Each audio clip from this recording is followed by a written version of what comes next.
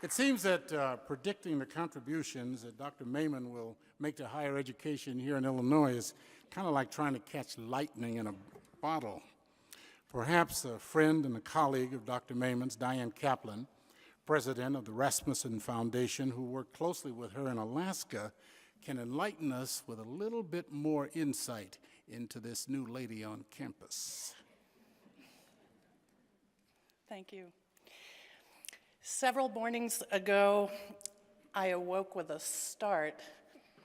I said to myself simply, "Oi." In just a few days, I'm addressing a crowd in University Park, Illinois. I come from a place, the 49th state, the land of the bright midnight sun, with snowy top mountains and big polar bears, where salmon and halibut run. Let me tell you a little of why Elaine's special. Please indulge me a moment, at least. Her beginnings were humble, I thought you should know, from the city called Philly back east. The place that makes cheesesteaks, the place that makes scrapple, and home to the Liberty Bell. The place of Ben Franklin, the home of the Phillies, a place that I know very well.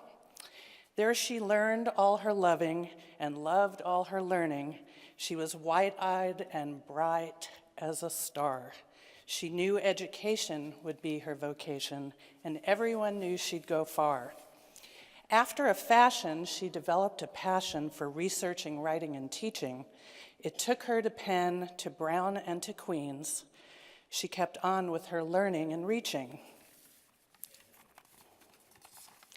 She polished her writing, but Mort was inviting.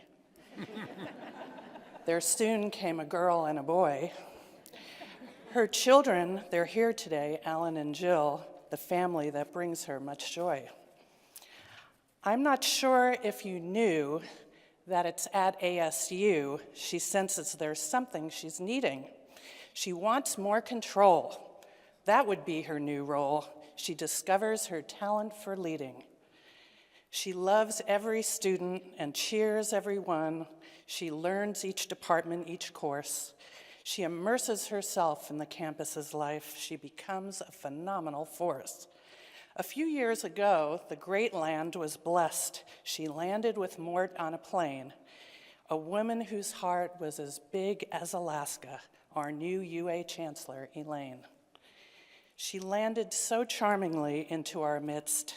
She soared up to Bald Eagle Heights.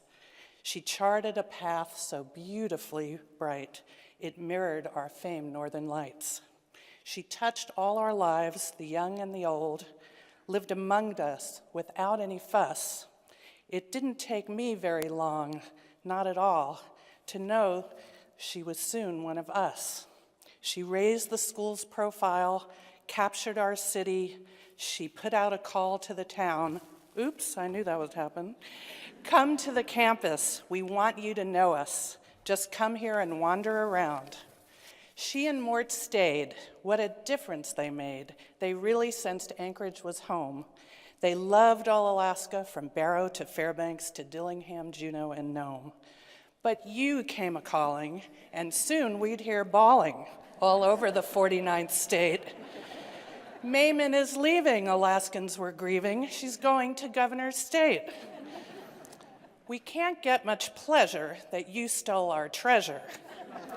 But Alaskans have generous souls. When one of our best is fulfilling a quest and meeting her personal goals. She was meant to be president, meant to be here. She was destined to be one of you. So I have a duty as a good Alaskan to give Illinois what it's due. To Alaskans, it's better to give than receive, and that is what we'll therefore do.